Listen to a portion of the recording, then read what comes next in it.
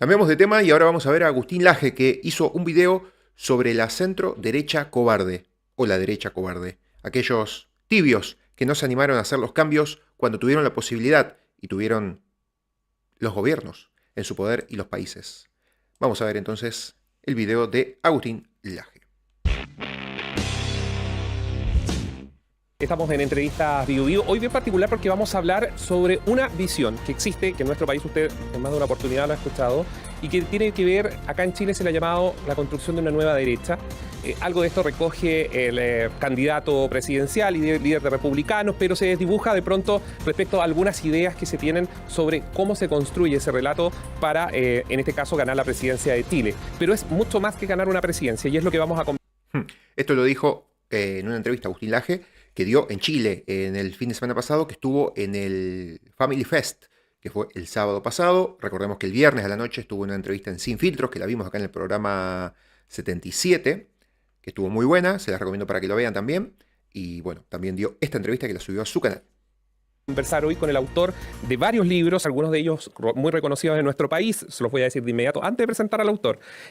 Voy a partir por el más conocido probablemente por muchos de quienes nos están viendo, La batalla cultural, reflexiones críticas para la nueva derecha. Se ha vendido, muchos probablemente lo han leído. Y uno de los últimos libros que está generando, y lo puede ver también a través incluso de las redes sociales, en YouTube, que se llama Generación Idiota. Estamos con Agustín Laje, él es licenciado en Ciencias Políticas de la Universidad Católica de Córdoba, máster en Filosofía de la Universidad de Navarra, y ha escrito varios otros libros y está en nuestro país, viene llegando justamente desde Estados Unidos. ¿Cómo está, Agustín? Gracias por visitarnos en los estudios de Bio Bio. ¿Qué tal, Néstor? No, gracias a ustedes por la invitación. ¿Cuál es tu mirada? Antes de que entremos a los libros muy interesante, ¿cuál es tu mirada de Chile? Tú vienes de afuera, no estás metido en el bosque, por ende tienes una visión probablemente de los grandes titulares o las bajadas que puedes haber leído. ¿Cuál es tu visión de Chile? ¿Cuántos minutos tengo para responder esto? Lo más breve. Lo más breve. Bueno, Chile ha sido uno de los países que constituía para muchos países de la región un ejemplo. Era uno de los pocos países que nunca cayó dentro del socialismo del siglo XXI, junto con Perú, con Colombia y alguno que otro más. Se hablaba incluso del milagro chileno y las derechas en general miraban a Chile como un gran ejemplo, y eso dejó de ser así a partir del año 2019. Te refieres al 18 de octubre. Exactamente. Ahí hay un punto de inflexión. El gobierno piñerista, a mi juicio, terminó ese día. Y bueno, ya lo demás es historia. Hoy vemos a un presidente muy joven, de izquierdas, que se ha moderado un poco. Parece que la realidad política lo ha moderado un poco. Y que, sin embargo, si lo vemos en los rankings de los presidentes de toda la región, está entre los peores conceptuados. Es decir, por la opinión pública, está entre las imágenes más bajas de toda la región. Yo entiendo que aquí en Chile quizás los números que él mide no son tan bajos, pero si lo vemos ya desde un poquito más arriba, comparándolo con otros países, vamos a percatarnos de que no es uno de los líderes políticos más importantes ni queridos de América Latina. Y respecto a lo que ocurre con las corrientes, porque fíjate, Agustín, que en Chile, y hay una suerte de impresión, y uno la tiene cuando reportea, que termina siendo la derecha chilena particularmente media representante al final del discurso empresarial. Sí. Y no de, porque yo cuando... Bueno, te leo, he visto también parte de tus columnas que has subido en YouTube, entrevistas, y tú tienes una reflexión que uno podrá, y muchos de los que nos están viendo, estar de acuerdo o no contigo, pero tú tienes una reflexión que va de principio a fin, aborda el feminismo, aborda un montón de conceptos que incluyes dentro de eso el discurso de la Agenda 2030 de la ONU, pero tienes una visión que yo no la veo, digamos, que esto es igual bancos, plata e inversión. Okay, ¿Me explico? Mira, a ver, la derecha chilena se ha movido hasta hace muy poquito tiempo con una lógica propia de la Guerra Fría. Es decir, ha sido una derecha muy quedada en el tiempo. ¿Qué se discutió en la Guerra Fría? Fundamentalmente o economía de mercado o economía estatalmente planificada. El resto, que sí, más autoritarios y más democrático, en realidad eso era maquillaje ideológico. El punto real de la discusión de la Guerra Fría era o mercado o Estado. Bien. Y la derecha chilena, que se representó muy bien en el mercado y en el éxito económico que se generó en Chile, pensó que con eso bastaba. Pensó que la variable para mantener a la derecha en el poder tenía que ver con, bueno, índices de consumo elevados, números, una ciudadanía que pudiera ir a cambiar su teléfono celular todos los años, los paseos por el shopping mall, el centro comercial. La derecha se dedicó a hacer cuentas, y la izquierda, mientras tanto, jugó a los cuentos. Y ahí tenemos, mientras la derecha estaba haciendo sumas y restas, mostrando gráficos de barra y confiando en que el consumo generara por sí misma una ideología de derechas, la izquierda entró por el campo de la cultura, habló de historia, habló de conceptos, habló de sexo. La universidad, los colegios. Además, hegemonizó instituciones altamente culturales, como vos lo has mencionado. Universidades, escuelas, el mundo de la música. Yo no me olvido, por ejemplo, aquí hay un artista fue a recibir un premio con los pechos al aire, con unas consignas del aborto. Es decir, ha habido también en el mundo del arte en Chile una clara inclinación hacia la izquierda política cultural. Entonces, esos dos juegos que parecían ser distintos, finalmente los dos tenían un impacto electoral y terminó mostrándose que el juego en el siglo XXI es más cultural que meramente cuantitativo, económico o de gráficos de barras. ¿Y cómo se encausa? Porque yo en la presentación, y probablemente los seguidores de Kast no les gusta que uno evidencie, digamos, porque pasa mucho eso, se polariza. Sí. Tú has llegado a un Chile que todavía está muy polarizado, que tú te pones a conversar estos temas y es blanco y negro y no grises. Sí. ¿Sientes que a lo mejor José Antonio Kast o alguien de la política chilena puede o ha logrado entender esto? Porque la verdad, y yo invito a la gente que nos está viendo que hay un mundo de diferencia en lo que tú postulas versus el discurso chileno de cierta derecha. Sí, yo creo que el partido de Kast puede tener un poco de esto y también hay otras figuras como la de Johannes Kaiser que también ha entendido bien esto.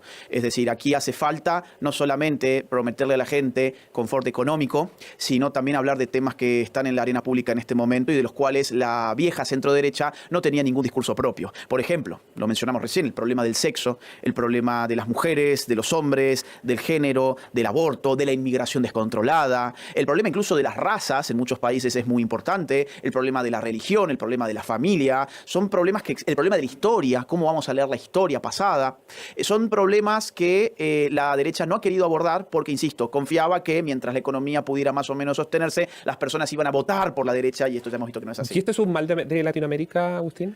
No, es un mal que también se registra en Europa. Por ejemplo, el Partido Popular Español, el Partido Popular Español es casi una réplica de lo que aquí puede haber sido el piñerismo, o lo que en Argentina ha sido el macrismo. ¿Y eso es buscando diferenciarse de esta derecha? O sea, tratar de llegar a este centro que ya, según la visión que tú nos estás dando, avanzó en terrenos culturales y poder ir a pelear esos terrenos culturales que... No, yo no creo que lo hagan para progresismo. diferenciarse, al revés. Aparece una nueva derecha porque hay todo un conjunto de masa poblacional que ya no se ve representada en los viejos partidos que votaban antes. Es decir, ¿por qué la gente en Argentina votó por Milei y no por Patricia Bullrich, que era la candidata de Mauricio Macri? ¿Por qué ahora el PAN en México acaba de recibir una paliza electoral? ¿Por qué los candidatos del Centro Democrático en Colombia han recibido una paliza electoral que los dejó cuartos? En este país, el piñerismo, si mal no recuerdo, quedó cuarto también en las últimas elecciones. Entonces, vemos que, y incluso en el caso español, cuando el PP pensaba que iba a ganarle las elecciones del año pasado el PSOE, terminó perdiéndolas. Entonces, hay toda una masa de votantes que ya no se sienten representados con esos partidos tradicionales y aparecen en ese sentido opciones de una derecha distinta, una derecha con pantalones bien puestos, digamos así. Es decir, que se anima a hablar de temas que la otra derecha no se anima. Pero no es que la otra derecha no se anime a hablarlos porque quiere diferenciarse. ¿Es porque no lo entiende? Es porque no le entiende, no le interesa y en muchos casos le produce mucho miedo. Y se puede decir que estos planteamientos, por ejemplo, cuando hablamos de feminismo, aborto, todas estas batallas culturales respecto a lo que tú nos has dicho, en sociedades como la chilena probablemente se te catalogaría o se catalogaría esas ideas como de extrema derecha. ¿Cómo lo defiendes? Bueno, que hemos vivido los últimos... a Johannes Kaiser, a quien conocemos, carta presidencial, diputado, y que tiene muchas de estas ideas y muchas veces se la encasilla en ese sector. A mí me da gracia un poco cómo se ha constituido últimamente el abanico político. Fíjate que antes teníamos extrema izquierda, izquierda, centro izquierda, centro, centro derecha, derecha y extrema derecha. Bueno, ahora ese abanico ya no existe más. Ahora existe el siguiente abanico: izquierda, centro izquierda, centro, centro derecha y extrema derecha. O sea, hemos perdido dos posiciones en el abanico político que antes sí existían. El de la extrema izquierda por un lado y el de la derecha por el otro. Yo no creo que mis opiniones sean de extrema derecha. ¿Por qué? Porque lo extremo, por ejemplo, según la filosofía política de Norberto Bobbio, que lo ha explicado muy bien, el extremo también tiene que ver con la metodología que se utiliza. En la medida en que uno acepte, por ejemplo, metodologías democráticas y pacíficas para difundir sus ideas, mal podemos decir que esas personas son extremistas. Miremos, por ejemplo, lo que pasó hace muy poquito en Francia. En Francia, la derecha, que ganó en la primera vuelta, hace muy poquitos días, el domingo pasado, se calificó en todos los medios de prensa como extrema derecha. La extrema derecha gana en Francia las elecciones. Ahora, salieron manifestantes de extrema izquierda a destrozar la ciudad, a prender fuegos automóviles, a destruir los comercios de las ciudades, y esos manifestantes no fueron calificados como extrema izquierda, a pesar de que utilizaban la violencia como metodología política, sino que fueron calificados o bien como izquierdistas o bien como personas preocupadas por el futuro de la democracia francesa. Entonces, tú lo que no quieres decir, hay una batalla cultural que esa derecha que tú representas en estas ideas que se plasma, que perdió y que va a tener que conquistar. Y por empezar, porque se instala, digamos, como una verdad cierta ese relato. Sí, y no solamente ese relato, sino que además la derecha tiene que empezar por tratar de recuperar su autoestima. La derecha ni siquiera quiere su propio apellido de familia. Derecha e izquierda son apellidos apellidos de familias. Como las familias, que tienen muchos miembros particulares, las familias político-ideológicas tienen muchas doctrinas particulares también. Por ejemplo, hay derechas más conservadoras, derechas más libertarias, derechas más nacionalistas, más soberanistas. En sociedades como la chilena, Agustín, probablemente para quienes nos están viendo y escuchando, choca un poco, y esto antes de irnos a la pausa, choca un poco por las dictaduras que tuvimos en Latinoamérica. Y eso también es una realidad cuando tú tienes procesos judiciales que demostraron hechos de violaciones de derechos humanos puntualmente más allá de lo que haya gatillado, y que yo creo que es otro debate, haya gatillado llegar a ese momento. ¿Cómo responderías a eso? Porque muchas veces la derecha o algunos sectores de derecha lo que uno ve es que arrancan justamente de esto, que los puede atrapar en un discurso. Es un problema de batalla cultural. Si no se ha dedicado a revisar la historia, a dar una interpretación de la historia, es evidente que la historia te vuelve como un boomerang. Ahora, no hablemos de historia, hablemos de hoy. La dictadura más longeva de la historia de nuestro continente no es de derechas, es de izquierdas. Me estoy refiriendo a la isla de Cuba. O, ni hablar la dictadura de Nicolás Maduro y del chavismo. Entonces, y si queremos hablar de historia pasada, de la historia, digamos, valga la redundancia, bueno, también tenemos que ver los extremismos criminales de las izquierdas que asesinaron también personas, secuestraron también personas, pusieron sus bombas. Pero claro, la izquierda ha mantenido su apellido de familia en lo alto. ¿Por qué? Porque ha tratado de destacar sus supuestas virtudes que consistirían en sus amorosas finalidades: redistribuir la riqueza, la justicia social, el bien común, mientras la derecha se quedó atrapada en una praxis política meramente económica que pensó que nada de esto le iba a afectar. Y hoy tenés una realidad muy curiosa, que es que las personas derechas dicen, no existen más las derechas y las izquierdas. Y las personas de izquierdas dicen, no, yo soy de izquierdas, ¿cuál es el problema?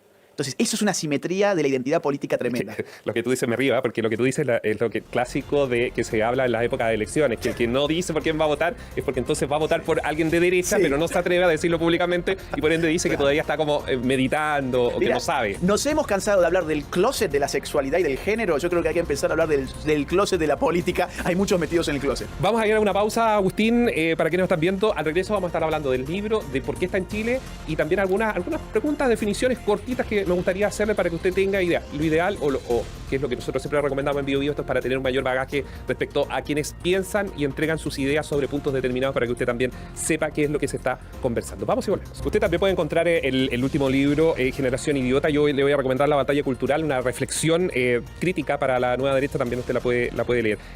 Miguel Enrique, revolucionario de izquierda, decía siempre hay que leer e informarse quién piensa el adversario.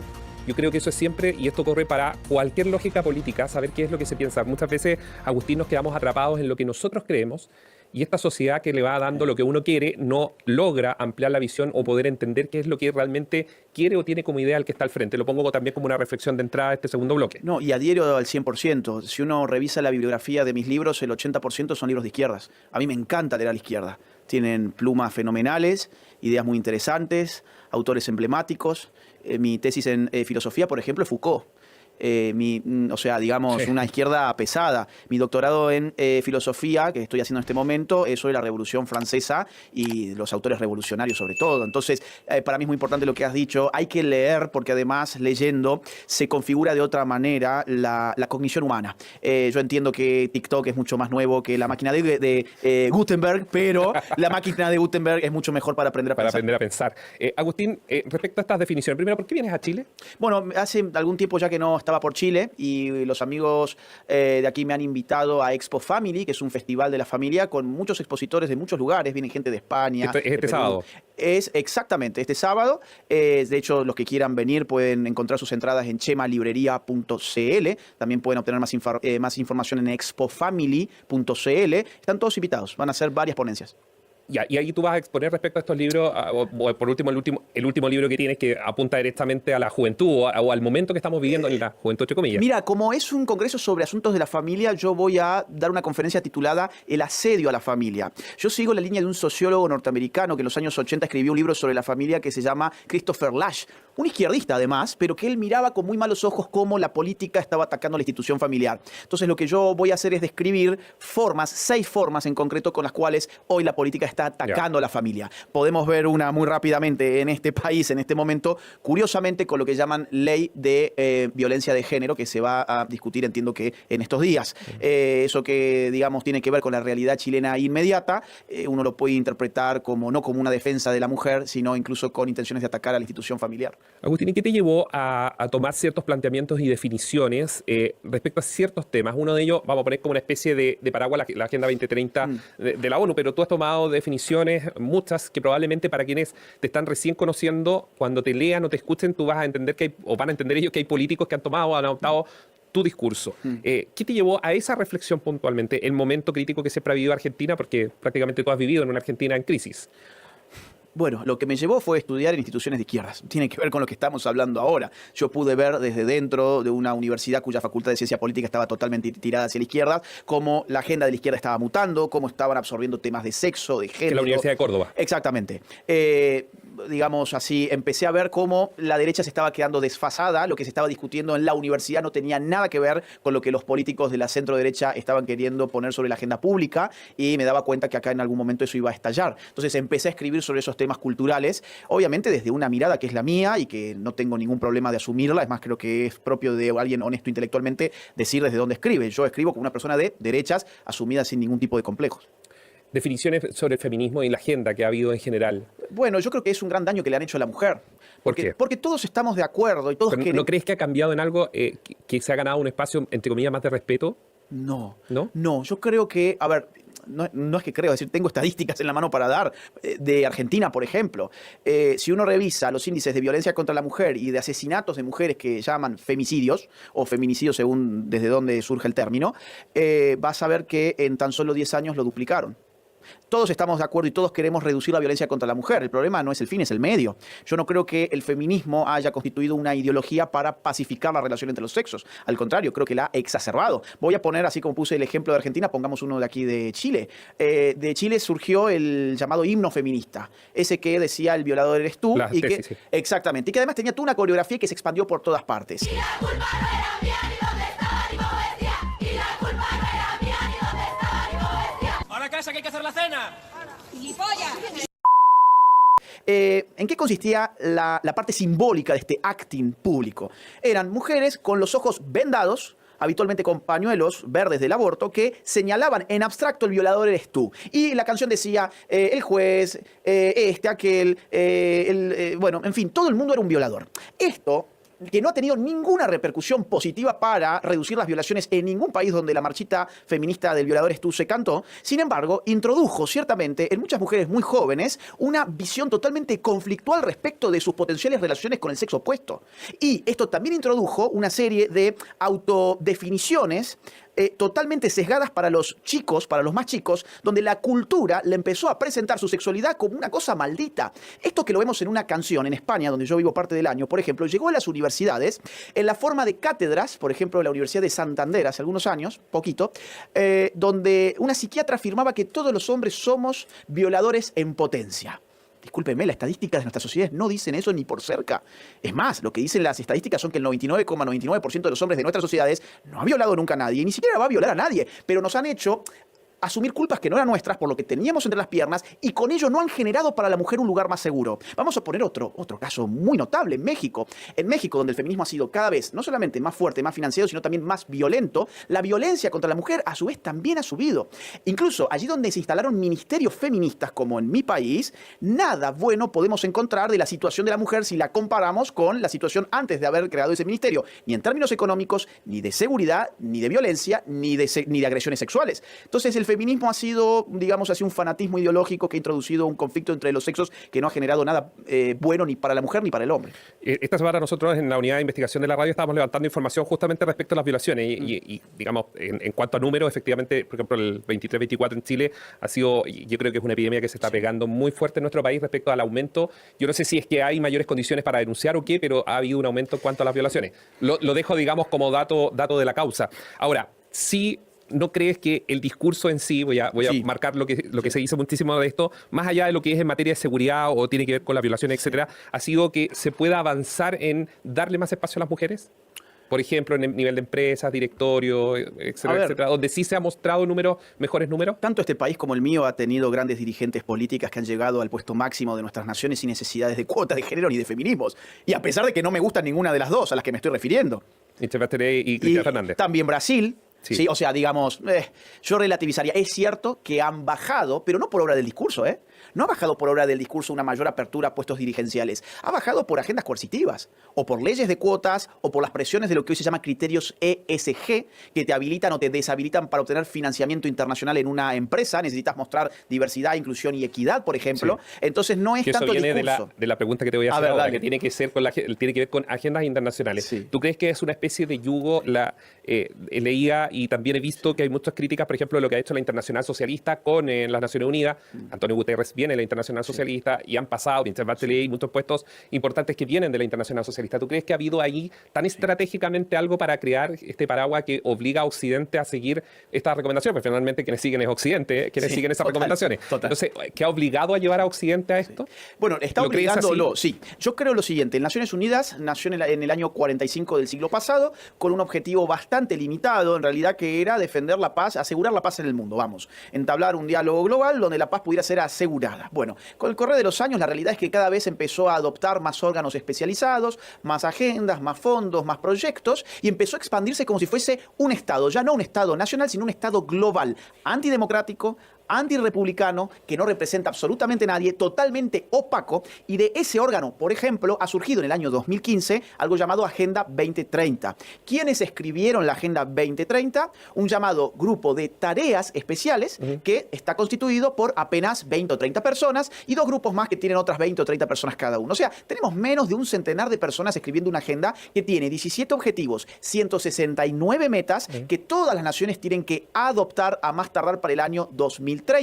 Ahora, todas estas metas y objetivos tienen en común revestir ideologías propias de las izquierdas, algunas más ambientalistas, otras más feministas, otras más socialistas en un sentido clásico, antiempresa, por ejemplo, otras que tienen que ver con el aborto. Todo eso está metido en la Agenda 2030, con lo cual yo creo que la izquierda sí que se dio cuenta que el futuro gubernamental del mundo, en una época de plena globalización, cada vez pasa menos por lo que ocurre dentro de las fronteras de un Estado y cada vez pasa más por lo que ocurre en entidades no estatales, pero que asumen tener una legitimidad humanitaria para establecer agendas obligatorias para todos.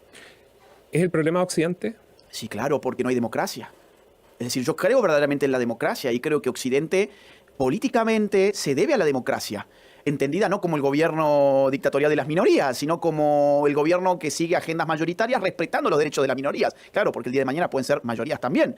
Ahora bien, el modelo de gobernanza global que surge de estas entidades internacionales no es democrática, nunca te van a consultar absolutamente nada, van a hablar en tu nombre, pero no te van a pedir tu opinión y van a querer que vos cumplas eso en el nombre de una abstracción llamada la humanidad. Es muy curioso porque además presentan una antropología, es decir, una visión del hombre en la Agenda 2030 y los documentos preparatorios de la Agenda 2030, que son del año 2013, 2014 y 2015, en el cual se nos presenta a un sujeto que no tiene familia. La Agenda 2030 no habla en ningún momento de la necesidad, por ejemplo, de fortalecer la familia, y vaya que esto es importante. No habla en ningún momento de Dios, es decir, vamos, muchos hombres tienen un Dios, muchos hombres tienen una fe, podemos compartirlo o no, pero que es un dato antropológico importante para definir una agenda, ciertamente lo es. Y nunca hablan de patria ni de naciones, hablan solamente de una abstracción llamada la humanidad, que ellos, este grupito de menos de 100 personas, puede interpretar y puede establecer una agenda en nombre de ellos. Decime si esto no es un desquicio antidemocrático que no representa lo mejor de Occidente en términos políticos. ¿Y qué va a pasar?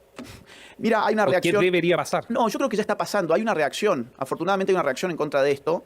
De hecho, estos organismos ya lo han notado en sus informes públicos. Los informes del año pasado de la Agenda 2030 ya notan lo que ellos llaman la expansión de la extrema derecha, que era lo que hablábamos recién. También el foro de Davos, que es el foro del señor Schwab, también en sus informes denominados de riesgos globales, hablan sobre el problema de la ultraderecha populista y la fake news para controlar Internet. Y es porque tienen miedo. ¿A qué le tienen miedo? Lo que está pasando ahora. ¿Qué está pasando ahora? Bueno, la derecha ganó en Argentina. Tenés el Cono Sur con un experimento que se está mirando ahora y los países están muy expectantes de lo que pasa allí. Tenés en el centro del continente otra persona de derechas que acaba de ganar con el 85% de los votos, Bukele. Y tenés en el norte la posibilidad del retorno de la peor pesadilla de los globalistas, que es Donald Trump. Mientras tanto, cruzás el charco y te vas a Europa y tenés unas elecciones parlamentarias de hace muy pocas semanas donde arrasó la derecha alternativa o la nueva derecha en las urnas, en Alemania, en Francia, en Bélgica, en Austria, y en Hungría y en un montón de otros lugares más, en Holanda. Arrasó la derecha y hoy una institución tan globalista como el Parlamento Europeo hoy se ha girado hacia la derecha. Es inédito. Entonces, yo no especularía tanto con qué debería pasar. Yo creo que ya está pasando. ¿Y no es cosa de péndulo? Siempre hay péndulos, evidentemente. Ahora, todo depende de cómo hace uno las cosas cuando el viento sopla a favor y O qué sea, hace que tú dices, cuando... es la oportunidad que van a Exacto. tener si es que quieren detener el péndulo. Exactamente, y tienen que ver todo lo mal que hizo la centro derecha anterior para evitarse ese tipo de errores. Agustín, muchas gracias por acompañarnos acá en los estudios de la Ha sido radio. un gusto, muchas gracias a vos. Y ustedes también pueden comentar, pueden también llevarlo a las redes sociales. Sin antes contarte que mi más reciente libro, titulado Generación... Bueno, hasta aquí entonces con este video de Agustín Laje sobre la derecha cobarde. Bastante bueno, bastante interesante, sobre todo lo que decía de las conferencias que después dio en el Expo Family sobre las 6 formas de ataque contra la familia. Y ahora, para finalizar,